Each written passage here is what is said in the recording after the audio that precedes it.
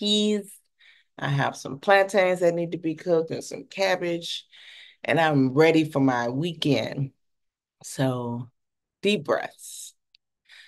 I um I bring up boundaries often in the conversation about consent because one of the things that I learned when I was, deepening into the consent study is that there's this expectation that the places that we are in are safe to offer consent or withdraw consent.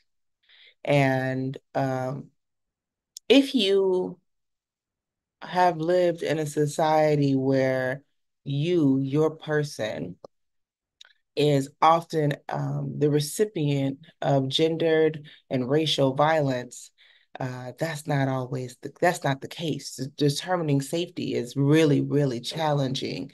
And so the capacity to actually have an authentic level of consent is not really available often. If you are someone who's experienced or witnessed or knows that society allows for gendered violence in the form of domestic violence and intimate partner violence, navigating consent looks very fucking different. And a lot of times that part of the conversation is not at the forefront of consent conversations, and I think it needs to be because those are the folks, we are the ones that are the most at risk for not having access to consent, are most at risk of violations of our consent, are most at risk of being harmed because of us expressing consent. And it's really easy to enter the conversation on consent as a simple find your yes, when that it's just not that simple. And so I like to start and lead with boundaries because uh, that's a tool for protection. And despite all the other things that I mentioned, we need to be able to protect ourselves when we live in a society that won't. And so boundaries are magical borders of protection that I spend a lot of time hanging out in because I know that it heals and improves our capacity to be in relationships, romantic or otherwise, erotic or otherwise. It allows us to be in a way that we experience pleasure. And a lot of folks that, I'm trauma trained and I come from a lot of studies, a lot of workshops and classes and certifications where we focused on trauma as an ability to like heal from trauma and be resilient in this society. And a lot of us hear that and we think about like being resilient towards the actions that are still being hurled at us, towards the microaggressions and the macroaggressions that are being hurled at us. But I look at it as being resilient so that we can still access pleasure. And so I look at boundaries as a tool that allows for the resilience, that allows for us to access pleasure despite the rest of the shit that's happening. Like the rest of the world is worlding, right? Like shit, the genocide is genociding. The world is worlding. Trauma is continuing being amplified and repeated over and over again.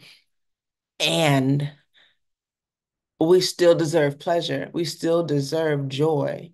And boundaries help us navigate that reality a little bit differently. It helps us find the spaces that we get to exist in and we get to pour into and we get to be poured into. It helps us create spaces where we can feel safe. And and it is only in that safety that we develop the capacity to stand in our truth. So that's where we're going today. Um, yeah, let me go to my notes. Keys. Bye. I have some. Hold on. Okay. Notes. Where are my notes? There we go. All right. So I want to start um, by just kind of introducing the idea that strong boundaries create the safety that we need to experience surrender. I talk a lot in my erotic spaces, in my fully like it's still erotic space. Every space I'm in, just FYI. Every space you see me in is an erotic space. I want that to be clear. But in my really super designated hypererotic spaces, let's call it that, I talk a lot about allowance and about this ability for us to open up and allow pleasure, for us to open up and allow tension to not have to hold us, to open up and allow the world to be happening without needing to brace for it. Like that's what allowance looks like to me, and how much more space we have for orgasmic bliss in the allowance, right? That the more that we have to kind of protect and brace and, you know, the lot cut off, in that there's a lot less capacity for orgasmic bliss. It's not to say that it's not important and it's not necessary, but the capacity is not as great. And I'm here for capacity development, for your orgasm, for your erotic space, for your joy, for your pleasure. Like that's my jam, right? So I'm looking at like what does it look like? Not to dismiss the other realities, but how do we expand that capacity, that spaciousness for your joy? And how do you develop boundaries that create safety for you? And so I want to ask first and foremost, what are the boundaries that you need, or what do you need within your boundaries to experience safety? What are some of the things that are like glaring, obvious for you in your spaces that say, this is what I need to experience safety? Whether in your space, what does that look like for you? And I'm gonna eat some of this papaya while y'all type it out or unmute yourselves.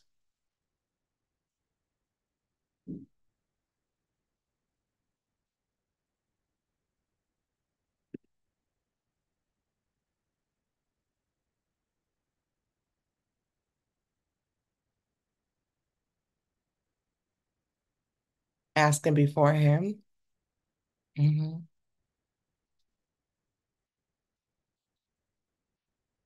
So I want to put that in some language that allows us to say it for like defining our space.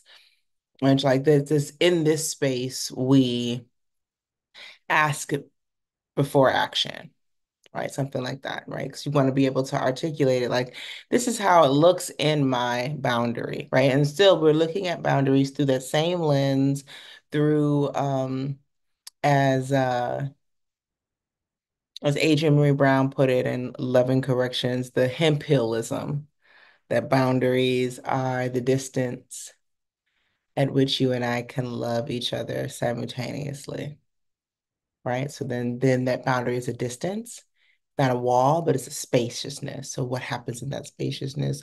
In this space, we ask, in this space, I'm informed about my surroundings. Tell me more, Sunny.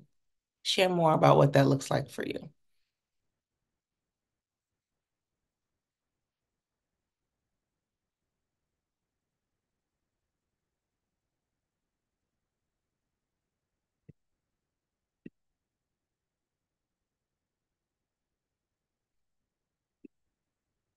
For me, one of the things that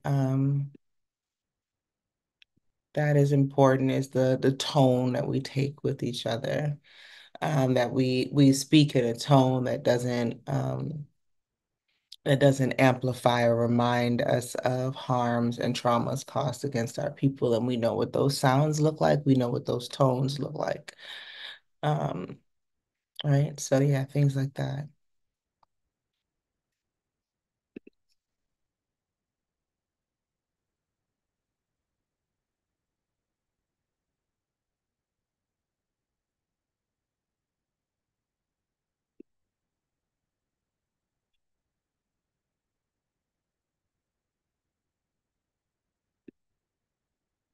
Being able to change my mind. Where am I? Okay, sorry, we'll skip that one. Where am I?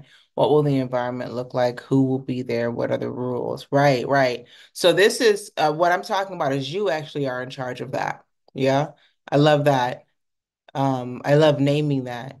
And I love the idea of the space. When I say the boundary, I'm so glad that you said this because that is what you are going to develop. You are now in charge of what will the environment look like and who will be there and what the rules are because this is your boundary. Anybody that comes into this boundary is coming in with your permission, right? Because this is what you have said. And so you're not actually going into any environment without knowing that it is within your boundaries to exist in, to show up in. So absolutely yes, and right, that's really robust because yes, and those are the questions that I have already answered for myself. And so only environments that fits in whatever I've answered for myself, do I actually move into. I'm never showing up in an environment that doesn't look like home, that doesn't feel like home for me. And I know exactly what that is. Being able to change my mind freely. Um, yeah, and in those spaces, like again, when we say like mind, I just want to remind like we want more universal language also, like when we're looking at like when we're establishing a sense of what's the word I want to use, like order of operations, how to be in here. And that's, we want to be able to make sure that it's not just me, but this space is a space where everyone is able to change their mind freely, right? Um, I think for me, I don't know what my boundaries are. My past erotic experiences have always been about the other person, and I'm still trying to figure out what these experiences could look like if it were me. All right, well, we're gonna work on that a little bit then, because I think that's really important to name. Also, a lot of us, yeah, don't have. The more I teach about boundaries, the more I realize how long I went without them. The more I learn about boundaries, the more I realize how misinformed I was about what a boundary was. Um, and the more that I live in and up to honoring my own boundaries, the more liberation I get to experience. And so it's yeah, all of that is there. Okay.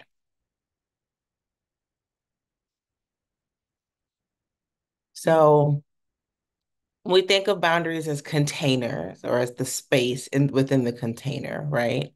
That in this boundary, and I just want to visit for a moment. I like that no blaming language. I want to visit for a moment, go back to the circles that we drew the other day. And I don't know if you had a chance to spend time with them at home, but we're gonna play around with them a little bit so that this makes sense as I explain it. So I'm gonna try this whiteboard thing again. Yes. Let's see what happens.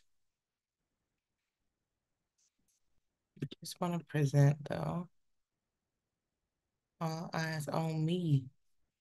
Okay.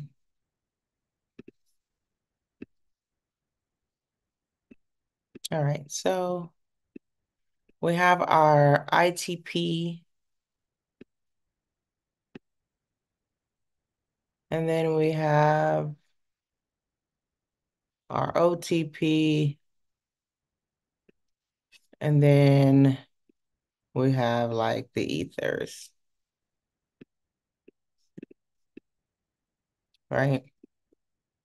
And so when we talk about like ITP, we had this conversation the other day. So now here in this ITP, we have this is where we feel safe. This is where we feel, safe to explore, safe to communicate. We've set up our boundaries. We've set up our standards for how to exist in this. And so what you all are saying when you're talking about what the rules are as we're in this space, and you're talking about standards, right? The standards are, that we get to communicate freely, that we listen to each other, that we have a tone that we use that is particular in this space. But then there's this thing and this is where I was talking about yesterday, or maybe it was yesterday. I don't remember. I talk about it a lot.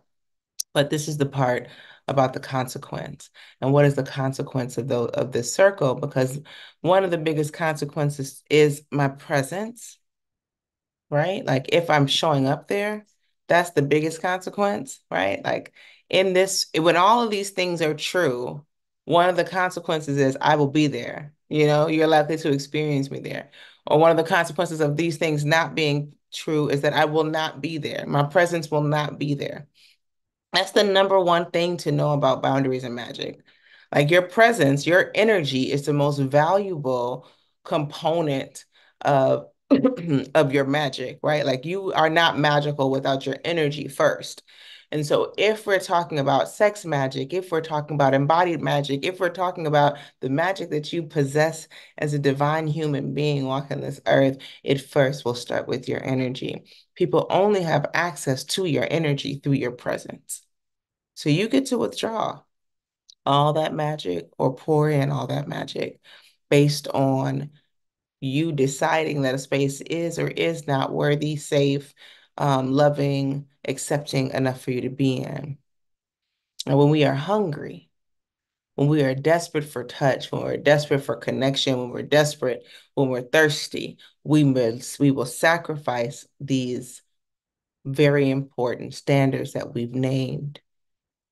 And we will show up in these spaces absent of our magic because our magic has to set in the back a little bit because right now the protective energy has to stand in the front because we haven't listened to the magic of the body, because we haven't listened to the wisdom of the soul. Now the magic has to take a step back because what now it has to be present and at the forefront is the protective energy. The energy of our ancestors has to be in the forefront now. And that's gonna be issue when it comes to experiencing your pleasure. It's gonna be issue when it comes to finding your orgasmic potential. So think about the consequence of presence first. Another consequence um, may be, I mentioned this before. So if this was in, let's say this was in my romantic relationships and I'm playing with this, not only is presence going to be a consequence, but access to my body erotically. I may have something in here like fluid bonding as an option if all of these things are true. Right? I may have lovers in each circle, but when I get to here, then I may say, okay, in this space where I feel like it's the safest. Now, this is somewhere where I might consider fluid bonding, and what that means is that I will consider having sex without barriers, intercourse without barriers, or sexual activity without barriers, right? Without prophylaxis. Could be a consequence, right? That's why I say consequences are not bad or good. Consequences simply are the results of action. And so if I have a list of standards, and my standards say A, B, and C, these are the actions that I want to see, then the consequences of those actions are simply the result of those actions, right? I'm just going to pause there and make sure that that makes sense for everybody and what questions you might have so far. Or we spent a little time on this the other day, so just want a little refresher before we dive in a little deeper.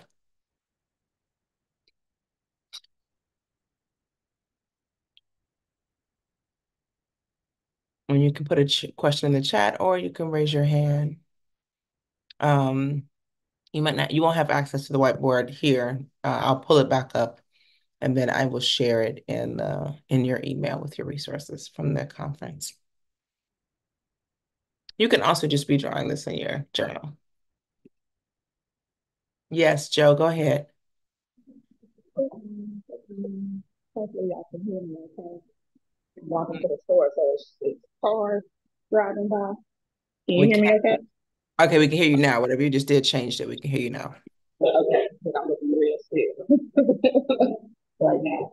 But no, I just want to say I definitely understand. It does make sense. It makes me think about like when you say like consequences are not good or bad, but it's the result of something that makes me think about how I'm very particular about um, a person's hygiene care before they touch me. When it comes to their hands or certain things, I'm very, very particular about that in my body space. Um, so that's a boundary, you know what I mean? So I expect that she starts action, prior to that next step. or you're breaking up really bad.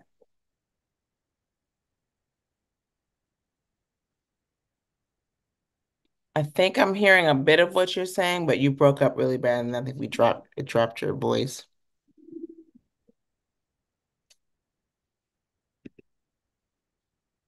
I'll address what I think I heard, and then if you get into a space where you have a little bit clearer sound, let me know and we'll bring you back up. But what I think I'm hearing is something around the who gets to touch you and what your requirements are for that and how that's a boundary for you. And Yeah, so yeah, that's kind of what you were saying. yeah, yeah. Okay. You So have, just thinking about the how proper care, hygiene, hands, and things like that are very particular for me because my body's so sensitive. yes. Um, so needing to really see those actions of a person caring for themselves in a certain way for me to feel safe Mm-hmm. enough, not safe enough, but fully safe in space with them when it comes to our bonding. Okay, so we're gonna put that over here.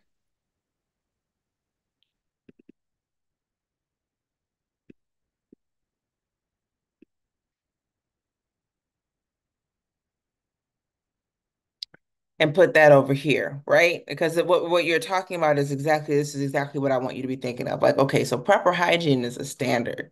And then I may say, okay, if I was your coach and I'm working with you, I would say, well, hey, Joe, how do you measure that standard? Well, I see them wash their hands frequently. Um, I've been to their home, it's well kept. They're very organized. They smell good and bathe regularly, whatever good is for you, right? That these are things that they have great oral care, dentist, brushing, flossing. These are measurable things, Right, right. right? So you want to be able to measure it because what happens is if I say these are my standards, and this is the kicker, but if I say these are my standards, and which means I have to witness them in order for them to be true. I can't just say, "Hey Joe, do you be washing your hands every time you need to?" Because that's no, you'll call Joe. Who's gonna be like, "Nah, girl, I'm just nasty." Nobody says that, unfortunately, right? So we have to witness these things in action in order for them to really mean something to us, in order for us to really feel safe. Otherwise, it's just all wind, right? And so if I'm witnessing this person, I've been to their home, I've been around their grandma, their mama, I see everybody clean. This is how you grew up. You wash your hands all the time. You sneeze into your pocket, not in your hands. You're not in the bathroom on your cell phone, touching and wiping. I have an idea like that I'm measuring what cleanliness I meets my proper hygiene standards. Yeah. Yeah. Um, that person. So let's say the person. Let's just give them a name of Maxwell. Okay, because I like Maxwell. So let's say Maxwell meets all of these standards. He's always like Maxwell is clean. He always smell good. His beard is on point. His hair is fresh and clean. His clothes be, always fresh. His white's white, not dingy. And then you get to his house. He washes his hands all the time. He's cooking for you. His kitchen is spotless, organized. Everything's good, right? Cool. Maxwell qualifies to be within this boundary. Mm-hmm. The boundary is the space, not the standard. Got it, got it. The boundary is the space, not the standard. Now, the consequences of this space, ITP, right? This may be just the ITP consequences, is that presence, able to touch my body, fluid bonding, can cook for me, right? These kind of things. Ain't nobody else. I'm not eating the food that I'm not eating the food that Sean prepared because Sean is out here and I saw how he keep his kitchen. So I'm cool. Sean is cute. Me and Sean might play around together, but Sean's out here in the OTP, and Sean and I have a little different interaction because of it, right? Mm-hmm. So me and Sean, maybe we don't play the same way me and Maxwell play. Me and Maxwell Mhm. play a little different. We got a little more That's it, because Maxwell being a fire producer with natural oils and things. right. Yeah, Maxwell knows Maxwell's meeting my standards, right? So this in the OTP, they may be blessed with presence. Maybe I drop that presence down to 25% of the time, right? Um, maybe I mean they can't cook for me, and we definitely not fluid bonding, but they still have access to my body erotically with barriers, right? Like I don't have to say you're cut off from me. But like not knowing who you can be barriered with and who you can't be barriered with, not knowing who you spend a good chunk of your time with and who you spend a little bit of your time with is the opposite of magical, right? Like that's just not gonna, it's not gonna feed your magic. In fact, it's gonna take away from it, right? Because Absolutely. what happens is, and I see this happen all the time, right? I meet somebody and we just got one standard over here, right? But I meet somebody and I don't know if they meet up to my standards, but it's okay. I actually spend, they probably are out here. They probably are out here in the ether, if I'm to be honest, because I just met them, right? So they actually should be out here in the ether where they get like 5% of my presence. But what I'm actually doing is giving them 70% of my presence because I met them in the new relationship possibility, not even energy, because we're not even in a relationship. Just the possibility of a new relationship has me in a tizzy because I lack boundaries. And so now they're able to access me in all kind of ways that I haven't really decided is safe for me to be um to be in a state of allowance, to be in a state of liberation, of freedom that is necessary for me to truly tap into my orgasmic potential. So now I got let me see another name. I got Robert out here, and I don't know why I made them all dudes, but there we go, made them all dudes. Because I be throwing women in the ITP way too fast. That's why I know what kind of trifling ass shit I be on. So now we got Robert out here in the ether. I love it. I love it. Listen, my boundaries for women be really failing me sometimes. I'm like, but she cute though. Mm. I'm work in progress, y'all. We all works in progress, Work in okay? progress. So when you look at this though, you see you just met Robert. Robert fine. Robert got a nice car. It's kind of clean. You ain't seen his house. You ain't watched him wash his hands. You don't know nothing about Robert, but you ready to automatically give the access to your body erotically without barriers or whatever the consequences that you determine, right? These consequences are not real for everybody in this room. It doesn't matter. The reality is, do you have any standards and are there any consequences for your boundaries? It doesn't matter if they match these. I don't want you to get hung up on these because this is the process of the work. But if you don't have any, you just out here wilding. That's what I want us to have better protection than that. Does that make sense?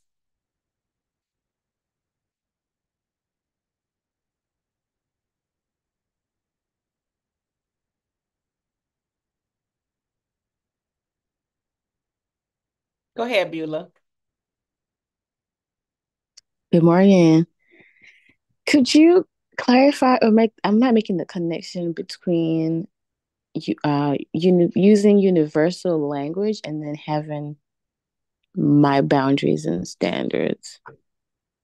Mm,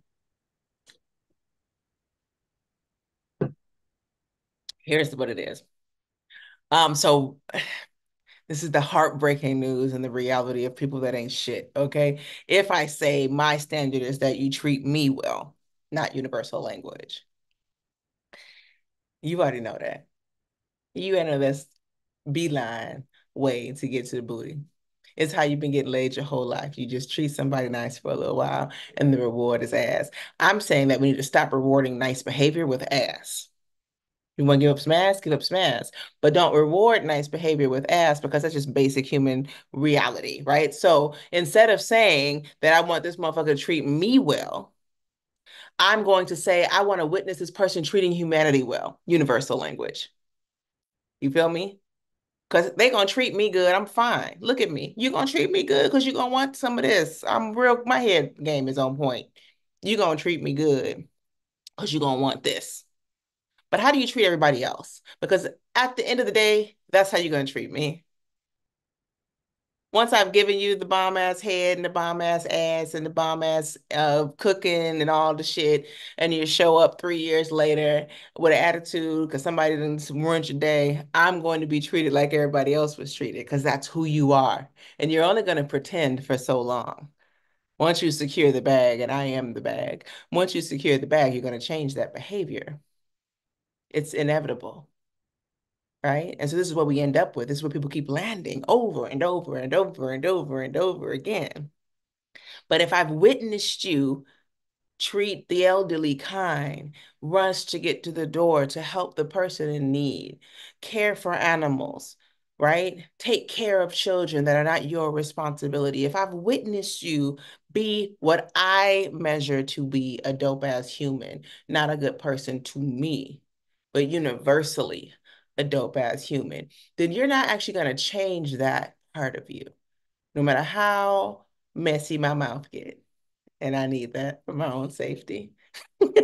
I need that for my love spaces. You feel me? So that's what I mean by universal language. Does that make sense? Yes, yes, yes. Yeah. And we gotta, like the thing is, I know that like we want to feel special. So I want you to treat me different than you treat. I've watched women do this, particularly with it's like cis het women and cis het men do this over and over again.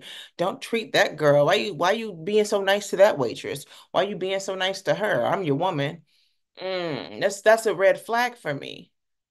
Because how do you want somebody that's only gonna be nice to you, but in the world there ain't shit? That's what you're eating at. You got to know that that is just false. What you're getting, it's not real nutrition, and that's gonna come back to bite you later on. And then you'll be looking like, well, where did I go wrong? He failed my standards. No, no, no, no, no. The standards need to be universal. Because if they're just for you, if they'll change for you, they'll change for you again. I promise you that much. And I that's one of remember you told me that. Oh, yeah, no, no, no. Yeah, because it's true, right? And any one of us has been in a relationship that we wish we hadn't been in. That's our truth.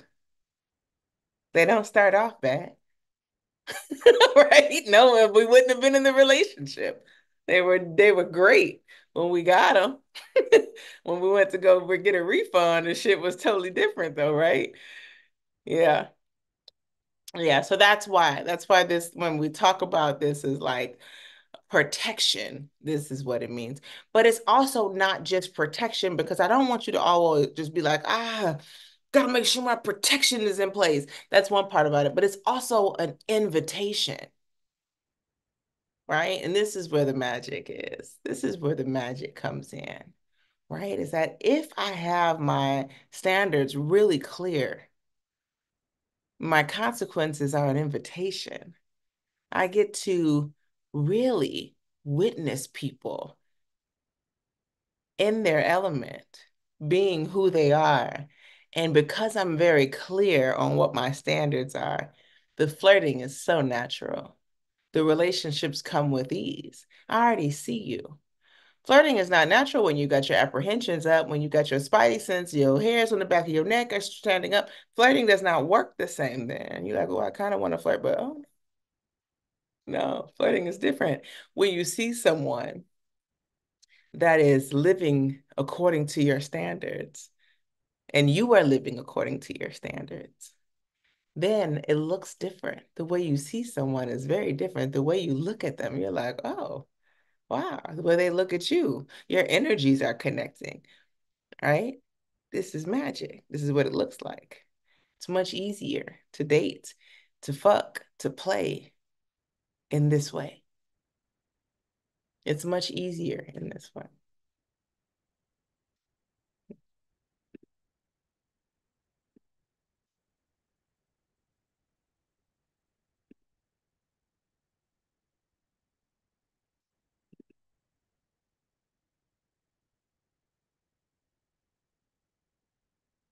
So one of the things when I first was introduced to ITP, OTP as a model, and I was under a different, slightly different coaching context, but it works. One of the things was a standard on integrity. We talked about this the other day.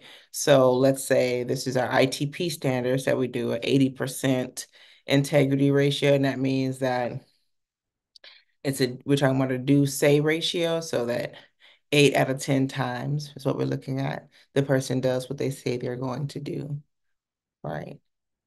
So now I'm looking at that. When I shift this might look different if I say that these are my ITP standards, and then these are my OTP standards. What that might look like a little different is it might look like maybe I say this person is more like 70% or 60%, let's say. And then like I may not have been to their house. So I don't know how organized, but I do still want them to be washing their hands frequently. I do want them to smell good and prove they bathe regularly. And I want, the oral hygiene to be visible. So I'm just gonna say oral hygiene because I don't know what their care plan might look like. And I say this because you might get somebody why is hygiene kicking my ass right now? There we go. You might get somebody who just got their teeth redone after years and years of not doing their teeth, and that may be where they land again in 10 years because they just got new teeth. You don't know. They're gonna have to keep up them standards, right? But you can't witness that. You haven't seen that yet. So you can't name that that's who they are, right? Because we can only say these standards count if you what? Witness them. If you're not seeing them in action, you ain't been to the house, you ain't woke up, you haven't had dinner with them to see they go and brush their teeth after dinner, you don't know anything about their oral care, then you really can't be like, well, I think they meet my standards. There is no such thing as I think they meet my standards. Say it with me, group. There is no such thing as I think they meet my standards. They only will meet your standards because you've witnessed them meeting your standards. Not because they said so, not because Shaniqua came and told you that's what they did, not because Amina said those standards was good for me. That you have to witness them. And so you should set your consequences accordingly. Because if it's hot girl summer and you plan on breaking your back, then you probably gonna have to be a little more honest about what your circles are gonna look like for the summer. Right? It might not be the same. You might not be like, well, I'm not gonna go to nobody's house. Well, you got a plan of hoeing all summer. These standards are things that you can create based on your lifestyle. They don't have to be strict. You have to strictly adhere to them if you want safety, if you want your magic to be in the front. But they don't have to be so strict and pragmatic, like, oh, this person must do these things in order to have any access to me. The hoest of hoes can still have standards and boundaries. The hoest of hoes. The issue is that we want to be something that we're not oftentimes. So we have this long list of standards that no one's going to live up to, including ourselves.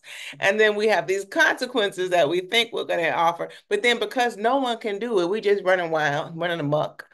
And we out here doing whatever we want when we could actually have created boundary spaces. Remember, the boundaries are for me. If I have boundaries, I feel safe. They're not so you feel safe. They're so I feel safe. They're so I create a space that is safe for me to open up into the pleasure that I want to experience, right?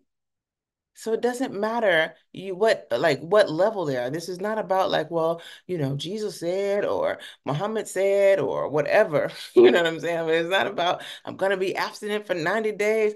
None of that matters to me. What matters is do you have standards that dictate who you will be in space with? Because if not, and then you experience harm on the other side, it's not to absolve the harm doer of the harm, but it is to call you into your own personal accountability to say, why weren't you using your own magic to protect you? Why weren't you using your own magic to call in and create the sexual spaces that you want to create and be in? What made you not do that? Does that make sense?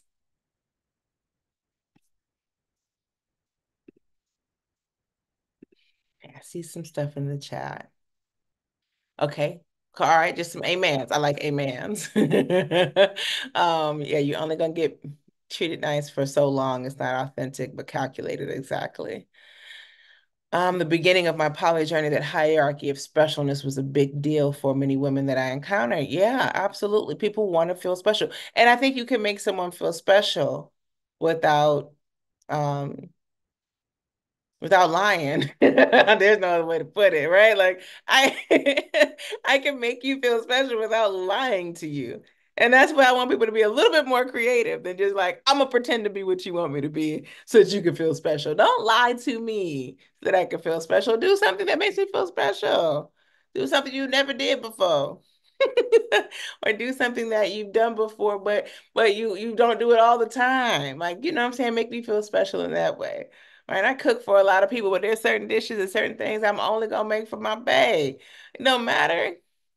I touch a lot of bodies, but there's some things I can make you feel special. I'm only gonna touch you like this, right? Like we can do things without lying, but the tendency is that I'm gonna make you feel special. I desire to be felt special by you being something for me. And who we are is who we are. And we have to believe that as the person, that no one is changing momentarily for you to be in that experience of like specialness. It's all a facade at that point. So yeah, great. All right. So we're all riding together here. We're all on the same pages. That sounds beautiful. Um, if there's any questions, don't forget, you can just raise your hand. So I just want to look at the circles one more time. Oh, wrong button.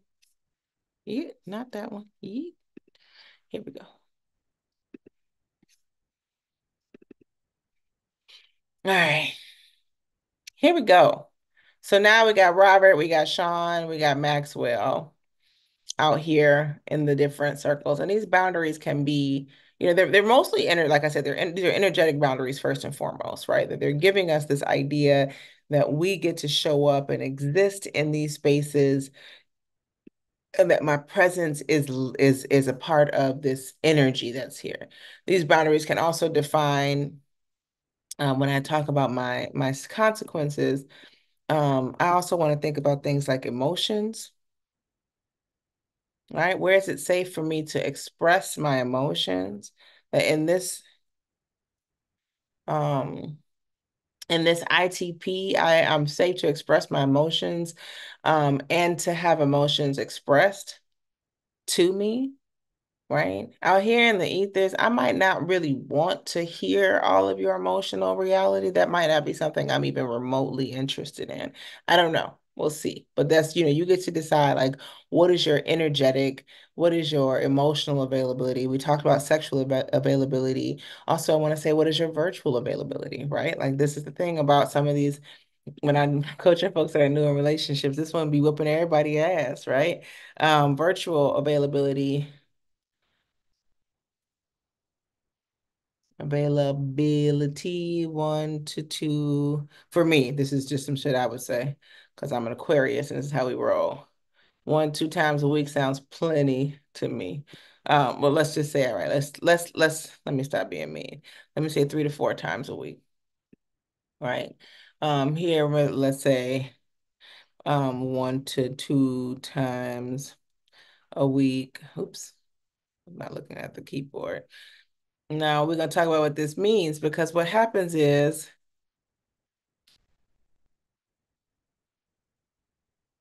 and then,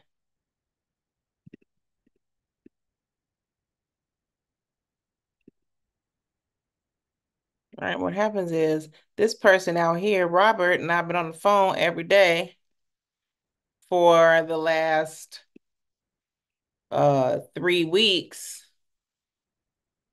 even though they're not even meeting my standards in my OTP. We're on the phone every day for the last 3 weeks. Why? Because Robert's available. Robert don't meet no standards. Robert got a lot of free time. Robert ain't taking care of no kids. Robert barely go to work. Robert's there. And so I'm on the phone with Robert the whole damn time. Meanwhile, the people who are my ITP, those that I feel the safest around, those that I can create the most magic around, I'm not even spending no time with them. I ain't got time. By the time I get off the phone with Robert, I'm tired. I gotta go to sleep. I wake up, now I'm late for work. I ain't got no time for that, right? So we end up sacrificing the relationships that are the most valuable to us, where we can actually express ourselves the most, where our consent gets to live freely, for dumping in all of our virtual availability, our time on the phone, our texting to someone who has not met any of our standards in the hopes that maybe one day we'll find out that they're what we want and need. How'd that sound? Does that sound productive? Does that sound energetically valuable? Has that ever worked out? I'm not saying it won't. I'm not saying that it won't work. I know somebody out there is like, well, my current boo, that's how we started. I'm not saying that it won't work, but I'm just saying, like, typically, if you have to go through the list of all your booze and all your friends' booze, how often has that strategy been effective for any of y'all? Right. And so it's one of those things that, like, we sacrifice so much of ourselves, our integrity, our values to be in space with those who have not proven themselves worthy. And I do believe that you should have people prove themselves worthy for access to you. I don't care how much hoe you hoeing. I don't care if you're the biggest hoe of the century, if you're going to get the hoe of the year award at the AVN. I don't care. You should still be able to say that someone has to deserve access to you. And what does that mean then? How does someone deserve access to you? How do you clarify that? What do you measure that by?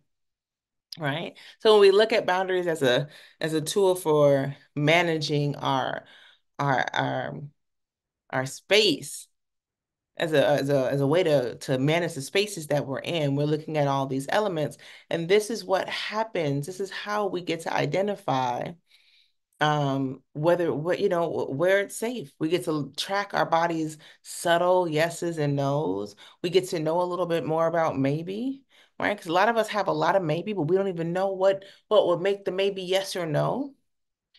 We're not listening. We don't have the space.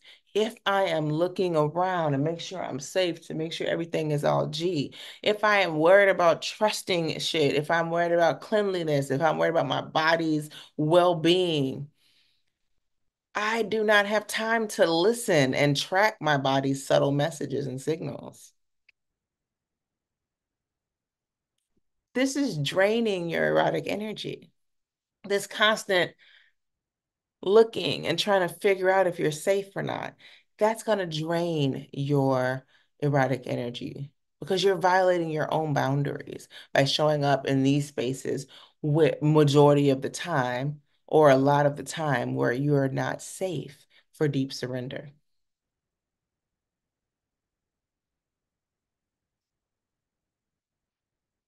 I'm gonna pause there. Just check in. How we doing?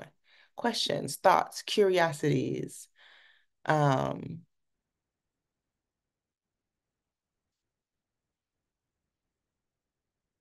yes, Jasmine.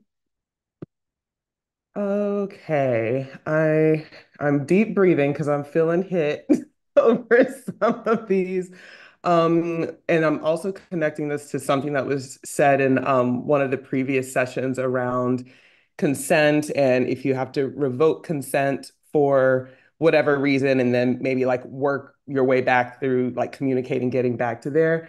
Do you have sort of just like, I guess I'm trying to figure out, like, I'm trying to role play this for myself because my immediate jump is like, uh-oh, these lovers are actually not meeting these standards. And so now I have to cut them off. But then at the same time, it's like, but if we haven't communicated this or I haven't necessarily made it known, sort of like what's maybe the path for working back to, I don't know, a place where I can assess if they actually could meet the standards or would meet the standards if I like now know what I'm looking for. Yeah, so that's a beautiful question, and a couple things that I want us to think about in this situation. One is like, what standards are they meeting? To start there. And like just start writing out, okay, this person is meeting these standards. this person is meeting these standards. This is really important to me. Because sometimes I'll be with a lover and I won't even know it's important to me until I'm with them. And I'm like, yo, this wasn't even on my list, but I need this to be on my list moving forward. And so sometimes lovers that are not living up to all of our standards teach us that. The other thing Hmm. is like acknowledging where they might exist in the circles, right? Like if we look at the boundaries, it's not like I'm like kicking you to the curb and being like, deuce, motherfucker, you out. But maybe I shouldn't be spending 75% of my free time with you because you don't meet any of my standards. And now I can't even flirt with the life I desire because you have me, right? I've settled for this bullshit that is not necessarily what I want. Ain't bad. I'm not saying I want to be done with you. This is the beauty of polyamory, right? And just this is not, you are not my all, and you are not really where I want to spend most of my time. I would feel safer. I would feel more juicy. I would have more joy and pleasure. I would be more restful. I would be more, whatever it is, the things that you want to be, if I allowed myself to experience A, B, and C more. And that's not available here. One of the things I don't recommend is being like, you're not meeting my standards, and here's my list of standards. Because Jasmine, you fine and you can sing. And I'm gonna tell you right now, what I'm about to do is I'm about to pretend. I'm gonna let me beat your standards. Fool, I'm about to pretend. Standards are who they are. They won't change. Not for you. They may grow up over time, but that won't be a shift that they can actually make. They don't have the capacity to make that for you, right? It's like trying to meet somebody, for example, a standard that I didn't know I needed. When EJ and I first started dating, he was at my house. I was cooking and there was a fly in the room. And I was like, can you kill this fucking fly? And he looked at me and said, I'm not going to be killing animals for you. And I remember getting in my chest. Like, I'm over here cooking. I'm cooking food. Like, you gonna kill this goddamn fly and whatever other animal I think I need you to kill. But what was being exemplified there was a way of being that was like, I actually live harm-free for real. I'm not one of these mothers that just talk about it. Like, my life is actually harm-free. And I didn't realize until that moment that harm free, when it wasn't that moment, but a little bit later, that harm free was a standard that I actually wanted to have in my partners. I didn't know that was a standard. But the way that it is matriculated over the years and how I feel safe in a space where I know that you literally wouldn't harm a fly. Like that's a literal thing I can say about the man that I'm living with. The level of safety I feel in that space is uncomparable to anything else, right? But I didn't know I needed to hear a man tell me he wasn't going to kill a fly for me. And so sometimes we find these things later and like we discover them within our partners, and that may be something we added. And then I look around at my other partners and they're gonna kill all the flies, all the bugs, all the spiders. And I'm like, I don't want you to go, but I definitely don't feel as safe around you as I feel around him. And so if you're wondering why you don't see me that much, it's because I'm over here with this one, because I feel really safe here and it feels really yummy. And so it's just about managing your accessibility, like how accessible you are in within each boundary. Does that make sense? It does. Yeah, very How does that helpful. feel? Um, I mean, it feels like a more measured approach than what I've been doing, which is like, I'm going back to abstinence. And then and then 6 weeks later, the hoe is back and no Yep. behavior changed. So yeah, I like this. I think Natalia laughing. Yeah, I think this is something I can work with. Good, good. And I love that you said that because I want to say that all the time when I meet women. They're like, oh, I'm just being abstinent now. I'm like, well, what behavior modifications are happening? Because I know how it is. You're gonna be abstinent for 6 months, and the right motherfucker gonna show up, and you're gonna throw everything out the window and risk it all. And I know it. I know it. I see it happen over and over again, and the perpetually abstinent. They're like abstinent every year. They celibate every year, and it's like, well, you didn't really do any of the boundaries and I got sick of my own shit now. yeah, yeah. And so the coochie just down there running things like, oh, well, one day we gonna get some, and it just actually allows for the whole body to run things. So I think so yeah, thank you for naming that too, because there's somebody celibate in the world that's watching this and they need to hear that. So doing that celibacy work and or abstinent work and not having really worked through the selection process and who has access to you. And am I okay? Because I'm okay to get my back blown out by somebody who doesn't meet all my standards. I'm just gonna have some rules around like what my interaction with them is like, how often I see them, how much time I spend on the phone with them. I'm not gonna build a fake relationship in my head through texting all night with this person, right? I know that their purpose and for me is blowing the back out, not for any of the other things. And so it's okay to also just decide how you want to interact with people. So yeah, thank you for naming that and for sharing. Hey, Amina. Hey, Kadira. I'm not dressed, so you will not see. Okay. But what was I gonna say? 6 months is wild, actually, because I'm pretty sure most people aren't being celibate for 6 months because of bad behavior. But it's probably like 6 days. Like, psych, no, I'm back. Um, nah, but I'm curious for these circles. In my mind, the circles are getting slightly complicated because I'm like, but what if physically like people are physically in one circle, but like in other spaces, like, like intimately, people maybe are in different circles than like, I don't know who I would consider to do business with or who I would consider travel with. Like, I feel like the circles might change based on different criteria in different areas, or is it like legit? Like, I feel like my circles are now a matrix of things as opposed to just being like simple circles, like, oh, I can call these niggas for every kind of thing, doesn't seem realistic. Or maybe I'm just not standarded enough. Well, yeah, so that's probably it. That we're not standarded enough, which is fine. We're this is a work in progress, and I don't think any of us landed. Like I said, that these standards sometimes take a year to develop. So don't feel bad if that feels very matrixy now. That makes total sense. It should feel matrixy now because it's like, what the fuck?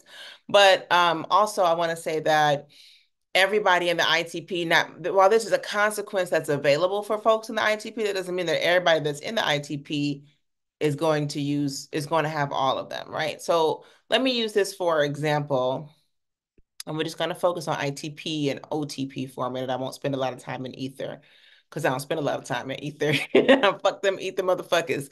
No, I'm just kidding. I'm kidding. I don't want to, I want to be clear that just because you're in ether doesn't mean I love you any less. It just means that my love is at this distance and my availability and your proximity to me is at this distance. But I do not spend a whole lot of time thinking about the ether because that's not where I'm present at.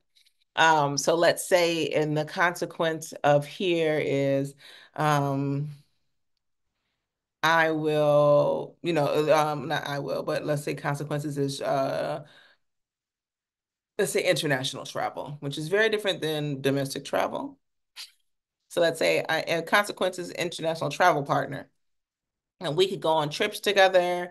Do I want that person to have an integrity ratio where they do what they say 80% of the time? Yes, we're booking flights and travel together. I want that person to be honest. That doesn't change. The integrity is the person that I want to spend time with, right? And I can say these trips, trips longer than 4 days, for example, right? Whereas here I might have down here in OTP, I might have travel partner for weekend trips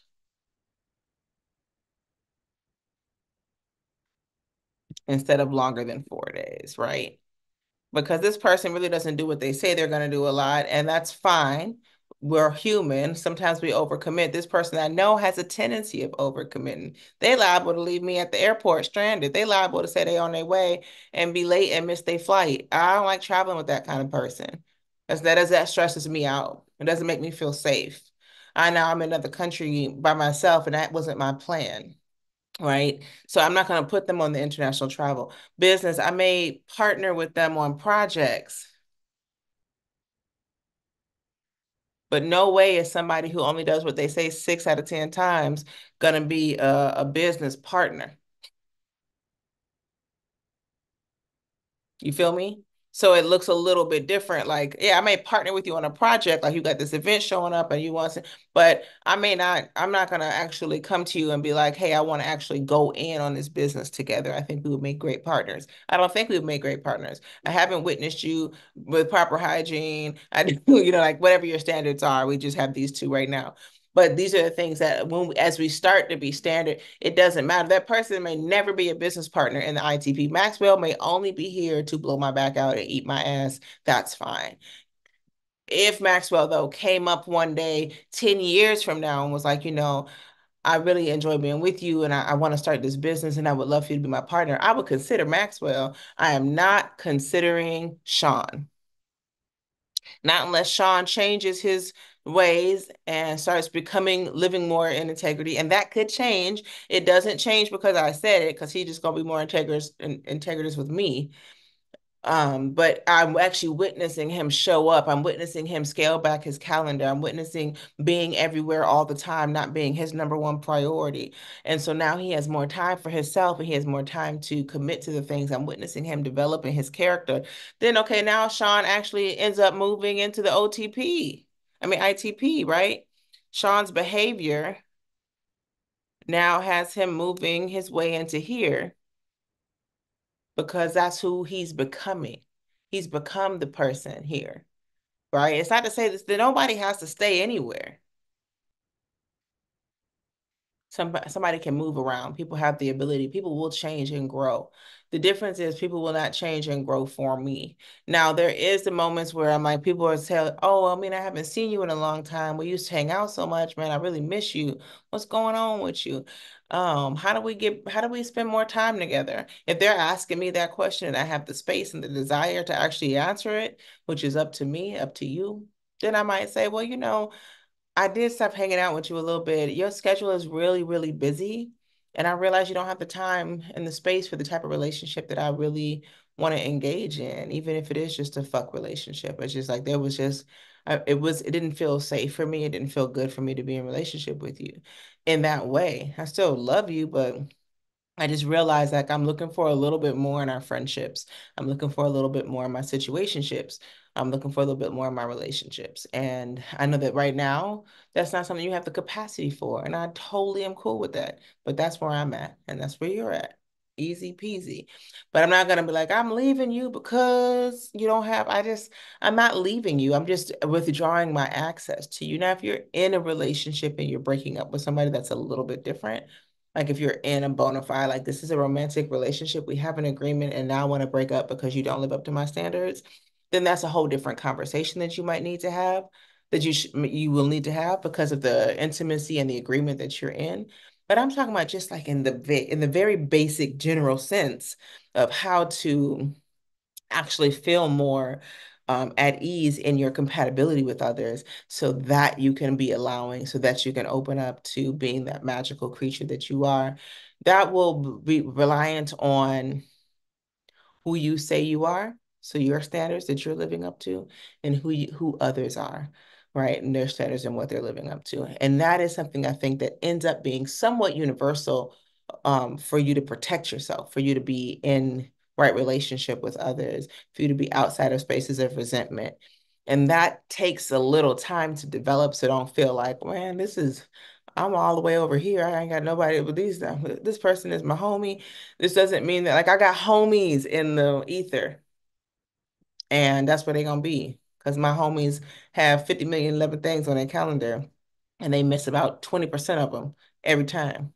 And I know I'm gonna be on that calendar, and I'm gonna get missed a lot. So, I don't make commitments. I was just talking about this yesterday with family. I'd invited somebody to dinner, because we'll be traveling to the US. And they were like, yeah, of course I'll be there. That was their first reaction. Their second response was, I'm gonna do my best to make it. I'll be in Mexico. You're lying.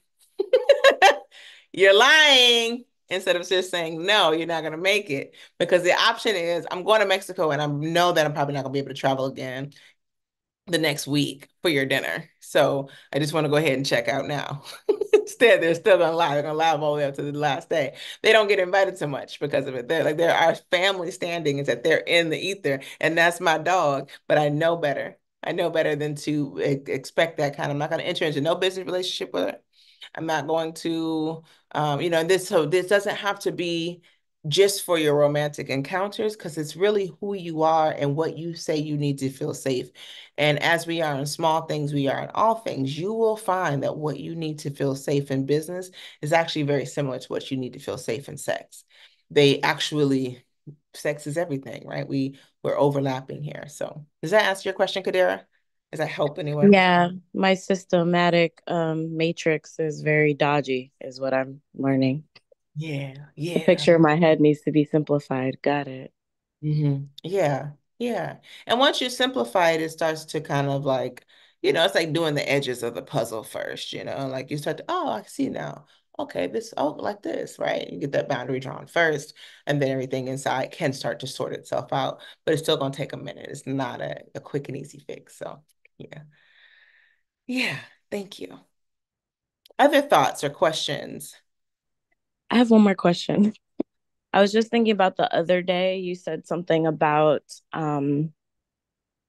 people in your inner circle who you've done this work with. I'm curious what this work with is if Yeah, you're not disclosing the particulars. Like, how do you be really intentional about these practices and also not, you know, do the thing, yeah, give them the yeah. ability to lie to get the bag? So thank you for bringing that up because this is a little magical workaround. What happened is as I was creating this, it was important for me to see if it worked, right? Like, how the fuck does it even work? So it's like easy to be like, hey, friend, hey, boo, I'm working on this. I'm doing this. I want us to sit and work through this together. I want us to think about all the things together. So now it's a project. Now we're together on it. If with my lover, with a close lover, with my mother or a sibling, it's really uh it feels like it's too good to be true. To be able to sit in front of someone that you love and care for, respect, and share the things that make being in relationship with you easier and learn about what theirs are in a practice as a way to practice. Now, I encourage that as a model because now you're also they're doing it as well, and you're both looking at things that you might not be willing to actually live up to. You know that you're unable to live up to. Maybe you have no fucking desire to live up to that standard, but then you also can understand your placement in the world with folks because of that. And so we just started going through like, well, what is a standard? What is a standard that I have? And also correcting each other. Like, oh no, it can't be that. Like, I need you to correct me because that sounds like a rule. Oh man, what you just said was definitely a rule. What would that look like if it was a standard? Like, how could that be applied universally? All of these things that I teach, I really expect y'all to be doing with your lovers and your friends as practice, because y'all could pay me to coach, or y'all could just be each other's coaches. It's not like therapy where like you have to have a real grasp on some, mental health theories, and even for that, you could still do a lot of the stuff with your people. And so this looks like that. It just looks like like all right, let's just both get our journals out or a big piece of white paper and let's just kind of work through some stuff. And I think we don't play enough like that with our partners and our friends. And so it feels like we can only come to the spaces like this to do that, or to a workshop at the end of the year on vision boarding to do that, when we can actually be doing that in the spaces that we exist in the most, so that we can encourage each other to help develop, like be in self-development relationship with your people. Then what you see is you start to name standards that you maybe aren't living up to. Now you have somebody that can say to you, well, Kadir, do you think you really live up to that standard?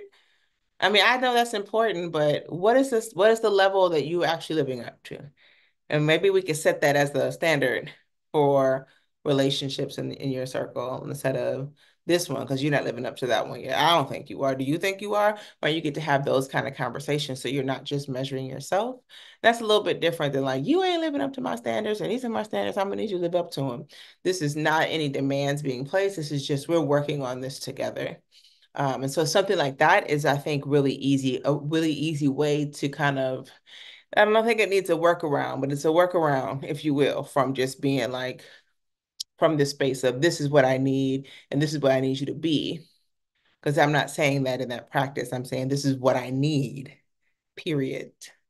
And then, but then there's someone witnessing that and also sharing with me what they need. And what comes out of that afterwards is oftentimes a complete restructuring of the relationship for the individuals.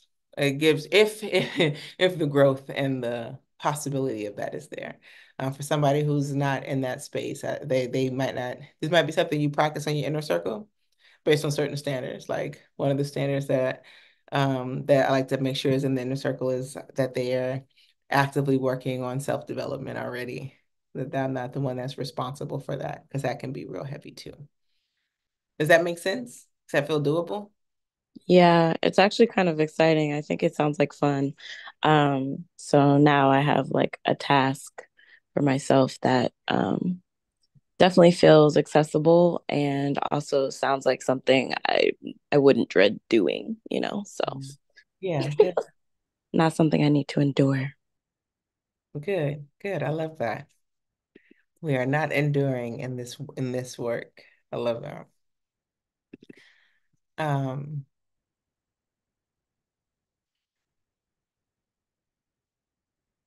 just gonna put some things um ah, that I think are important here.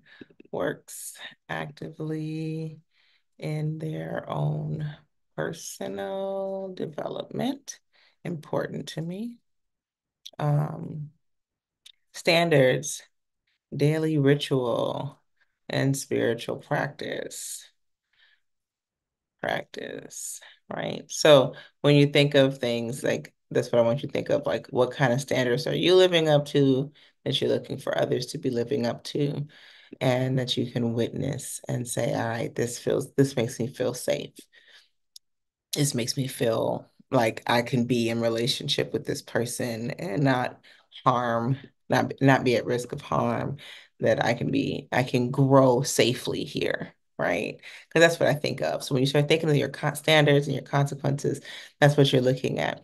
If you things that are going to shut down, oops, wrong button, things that are going to shut down your magic really are if I'm in a space where I feel like I can't grow or I can't acknowledge that I've grown, that I don't want them to think I'm all of a sudden too good for them.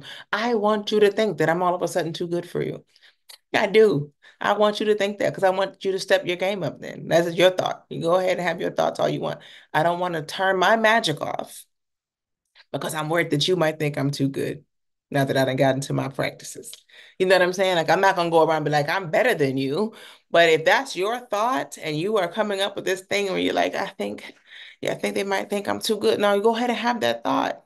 Because I want to have my erotic sovereignty is deeply connected to the fact that I'm being the best of me that I have to offer myself. And you are a beneficiary of that, right? Like you get to be in the space with me in that. And so I can't be worried about you thinking this too good because that's a self-esteem issue of yours, not mine, right? Um, yeah. Any other questions?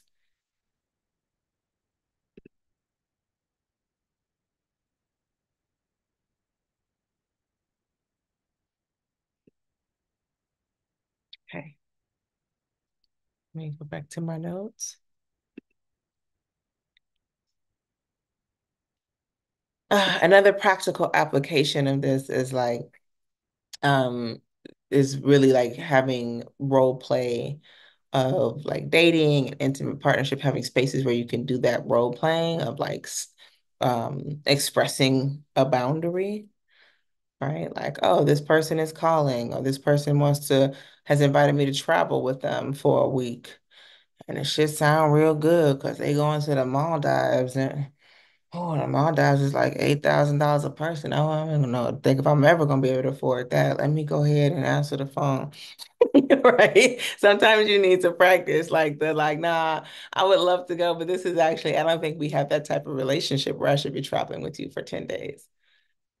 And being very clear on like who you are and what you expect. clear language is important. Getting tools to develop clear language, getting in the practice of developing clear language when the shit hits the fan is important.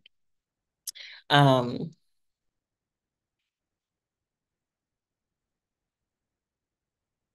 when we connect these boundaries to pleasure, like I said, we talk about like the safety being able to enable surrender, right?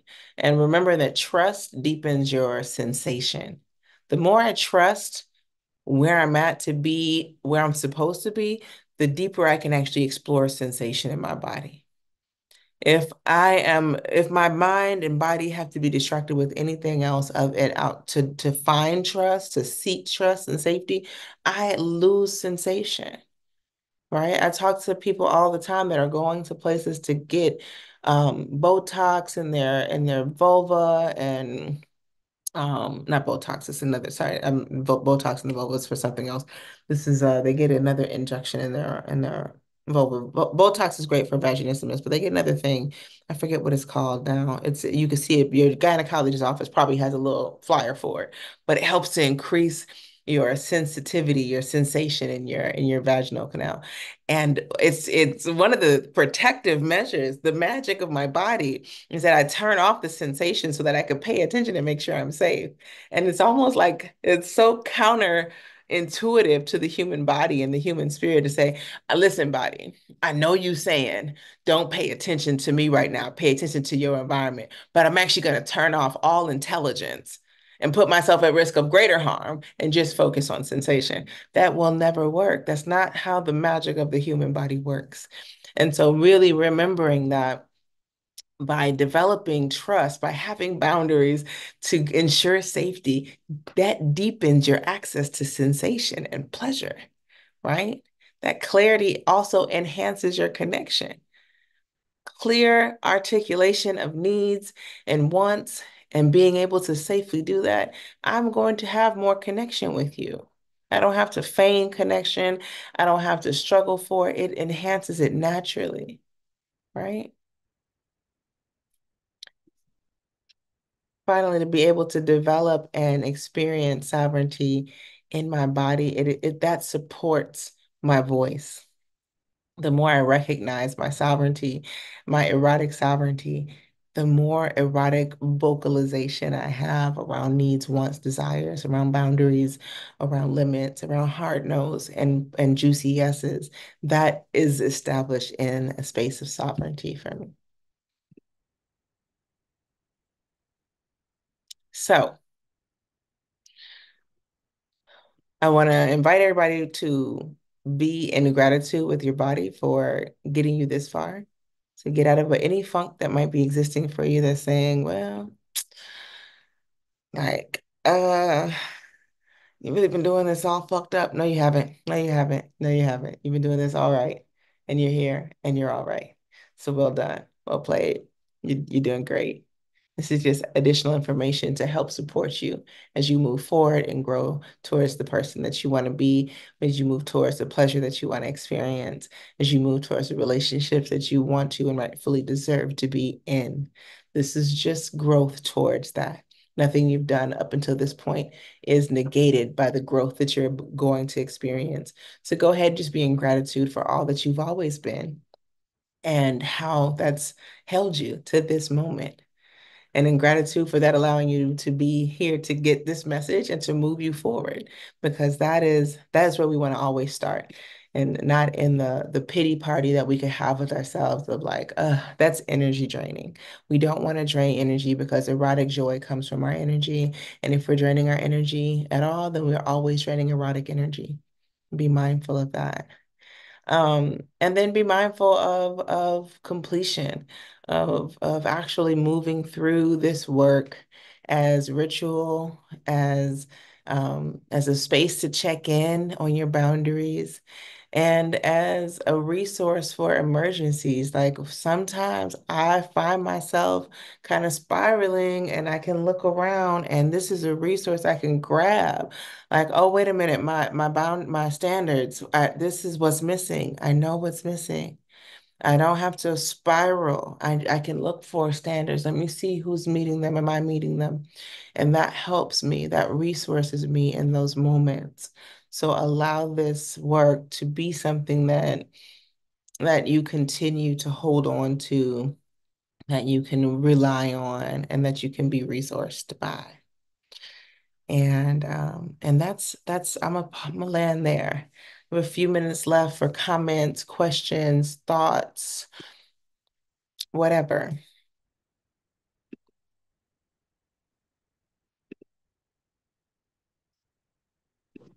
Hi, Amina.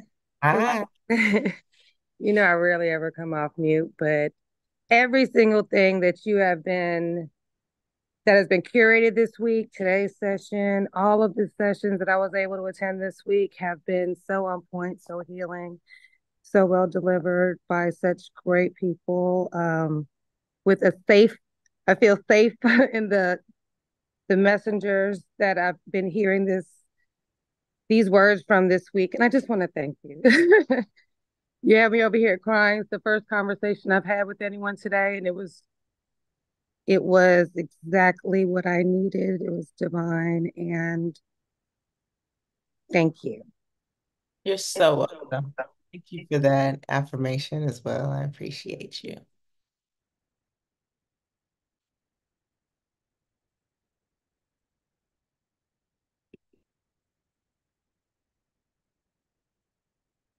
Yeah.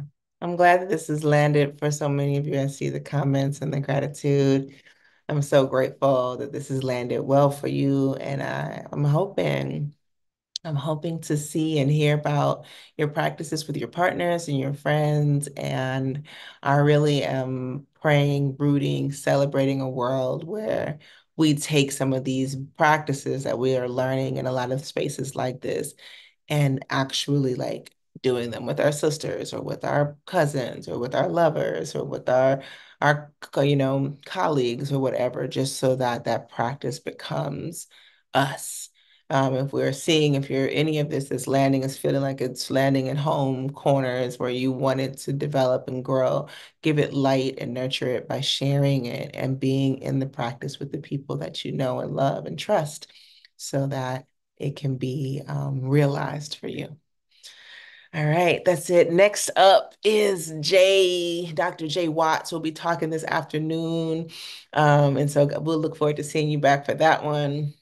Otherwise, y'all have a beautiful Saturday morning, what's left of it, and we'll chat soon. Peace, y'all.